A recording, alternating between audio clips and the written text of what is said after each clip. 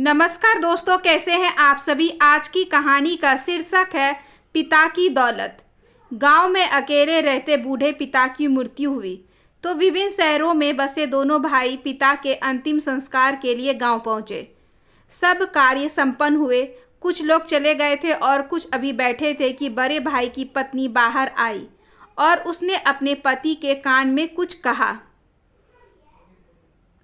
बड़े भाई ने अपने छोटे भाई को भीतर आने का इशारा किया और खड़े होकर वहां बैठे लोगों से हाथ जोड़ कर कहा, अभी 5 मिनट में आते हैं। दोनों की स्त्रियां ससुर जी के कमरे में थी। भीतर आते ही बड़े भाई ने उनसे फुसफुसाकर पूछा, बक्सा छुपा दिया था ना? हाँ, बक्सा हमारे पास है, चलिए जल्दी से देख लेते हैं, नहीं तो कोई आसपास का हक जताने आ जाएगा और कहेगा कि तुम्हारे पीछे हमने तुम्हारे बाबूजी पर इतना खर्च किया वगैरह वगैरह। क्यों देवर जी? बड़े की पत्नी ने हंसते हुए कहा। हाँ, सही कहा भाभी, कहकर छोटे ने भी सहमति जताई। बड़ी बहू ने जल्दी से दरवाज़ा बंद किया और छोटी ने तेजी से बाबूजी की चारपाई के नीचे से एक बहुत पुरानी बक्सा निकाला। दोनों भाई तुरंत तेजी से नीचे झुके और बक्से को खोलने लगे। अरे पहले चाबी तो पकड़ो, ऐसे थोड़ी ना खुलेगा। मैंने आते ही ताला लगाकर चाबी छुपा ली थी।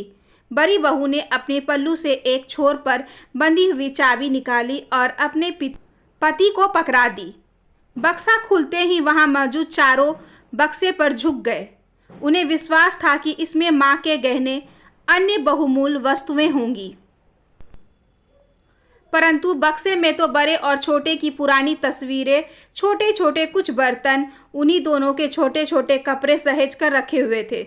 उन्हें विश्वास नहीं हो रहा था कि कोई ये सब भी भला सहेज कर रखता है। चारों के चेहरे निराश से भर गए। तभी छोटे भाई की नज़र बक्से के कोने में कपड़ों के बीच रखी एक कपड़े की थैली पर गई।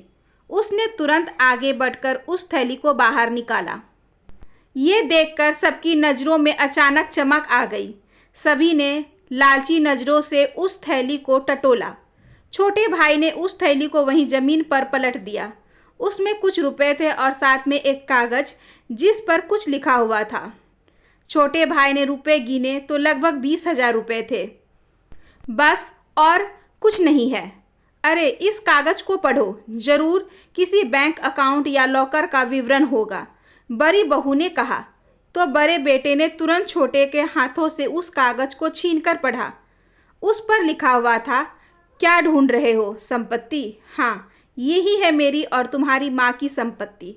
तुम दोनों के बचपन की वो यादें जिसमें तुम शामिल थे, वो खुशबू, वो प्यार, वो अनमोल पल आज भी इन कपड़ों में, इन तस्वीरों में, इन छोटे छोटे बर्तनों में मौजूद है। यही है हमारी अनमोल दौलत। तुम तो हमें यहाँ अकेले छोड़कर चले गए थे अपना भविष्य संवारने, मगर हम यहाँ तुम्हारी यादों के सहारे जी जिए। तुम्हारी माँ तुम्हें देखने को तरस गई और शायद मैं भी। अब तक तुमसे कोई पैसा नहीं लिया, अपनी पेंशन से ही सारा घर चलाया, पर तुम लोगों को हमेशा इस बक्से में अनमोल दौलत है जानबूझकर सुनाता रहा।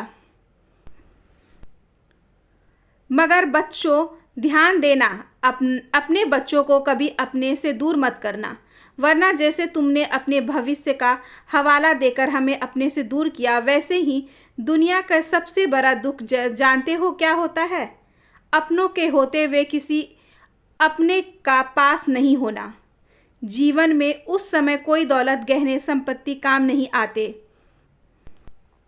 बच्चों, मरने के बाद भी मैं तुम पर बोझ नहीं बनना चाहता, इसलिए ये पैसे मेरे अंतिम संस्कार का खर्च है।